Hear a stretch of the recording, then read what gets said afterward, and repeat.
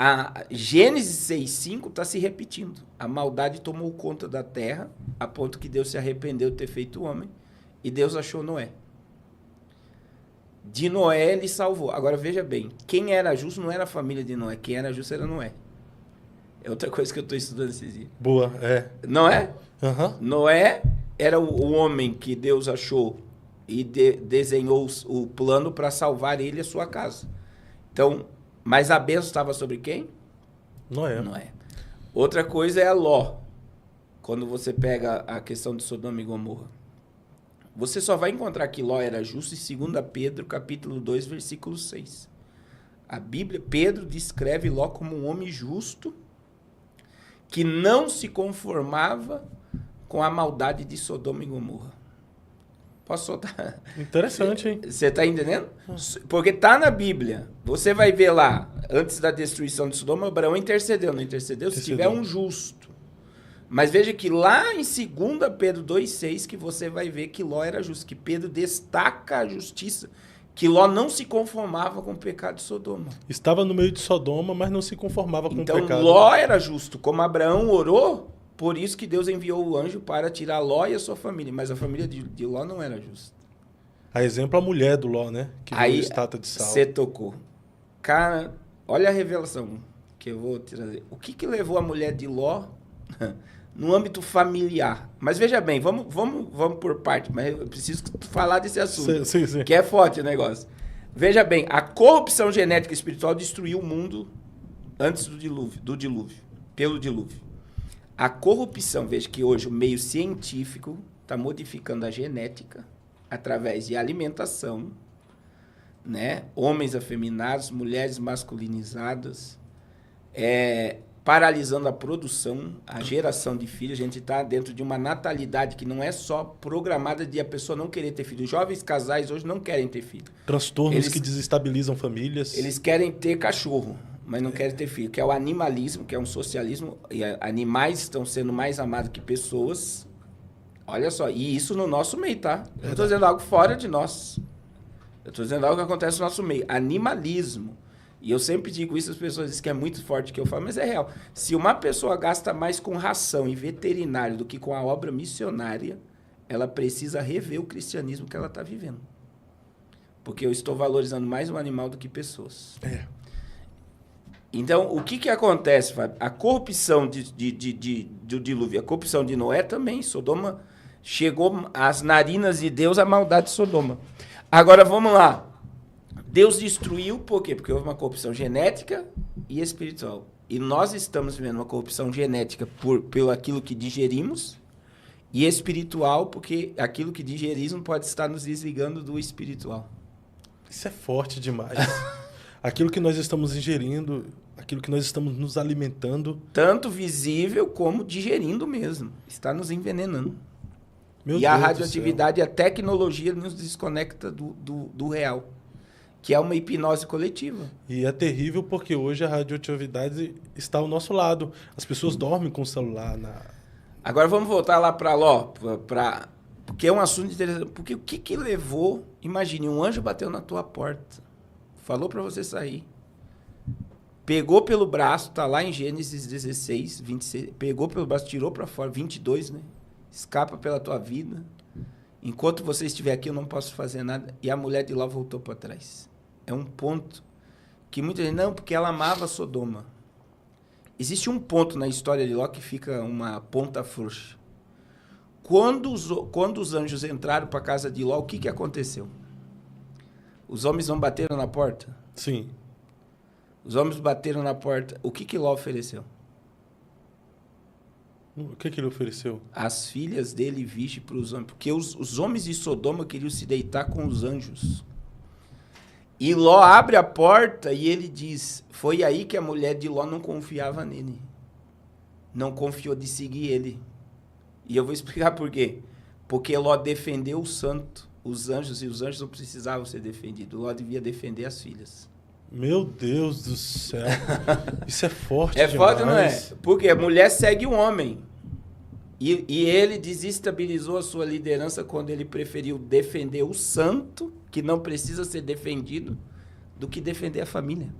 Misericórdia. Isso é muito forte. É uma realidade visível que nós... E no meio religioso hoje, o que as pessoas fazem? Elas defendem o sistema religioso, a religião, se protegem, que não precisa ser defendido, e abrem mão da proteção da família. Ló ofereceu as suas filhas virgens aos anjos. Porque os homens queriam se deitar com os anjos. E os anjos não precisavam de proteção. A ponto que os anjos foram lá e cegaram todo mundo.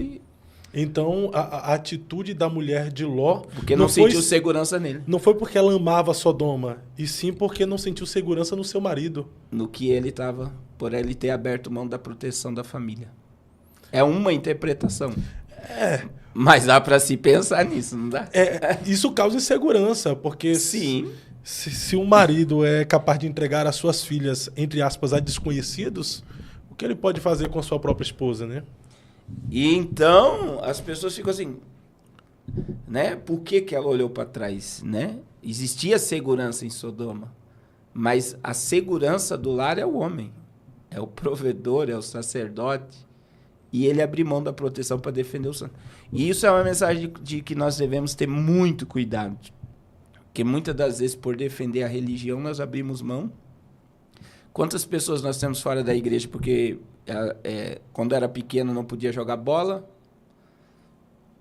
não podia... assistir uma televisão. Jogar bolinha de gude, soltar uma pipa, uma raia, né, como o povo do Paraná diz. E foram sacrificadas para defender os santos. Pais defendendo o santo, defendendo a religião. E desprotegeram os filhos. Então, a nossa prioridade... O santo não precisa ser defendido. Ele deve ser honrado. Agora, nós precisamos blindar a nossa casa.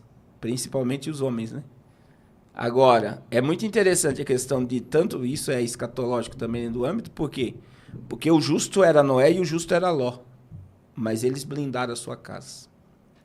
Então, eu digo assim, se houver uma pessoa santa em casa, está lá em Corinto, que o marido crente santifica a mulher e os filhos descrentes. A mulher crente santifica o marido e os filhos. Não estou dizendo no âmbito de salvação, mas há uma blindagem espiritual sobre uma família quando alguém está ali servindo e temendo a Deus. Quando está no altar, né? O Jó fazia isso pelos seus filhos. Né? Ele sacrificava, oferecia sacrifício aos filhos. Então, hoje, Fábio, parece teórico o que a gente está falando, mas é muito real. É muito real. Então, assim, as pessoas, elas se conectaram a um ponto na tecnologia hoje, nesse âmbito, que elas não percebem mais nada do que é real no mundo espiritual.